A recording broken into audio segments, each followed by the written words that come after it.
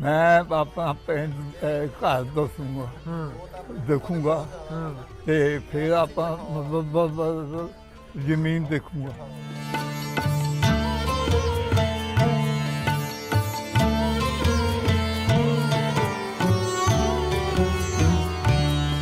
ਮੇਰੇ ਚਾਚੇ ਹੁਣੀ ਭੂਆ ਹੁਣੀ ਭੱਜਦੀਆਂ ਹੋਣੀਆਂ ਇੱਥੇ ਹਨ ਇਹਨਾਂ ਵਿਹੜਿਆਂ 'ਚ। ਮੇਰਾ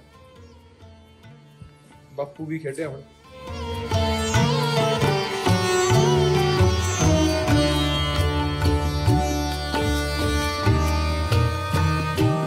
ਪਿਆਰ ਮਿੱਟੀ ਦਾ ਬੰਦਾ ਵੀ ਮਿੱਟੀ ਦਾ ਮਿੱਟੀ ਜੋ ਬਾਬੇ ਦੀ ਆਪਣੇ ਦੀ ਖੁਸ਼ਬੂ ਆਉਂਦੀ ਆ ਨਾ।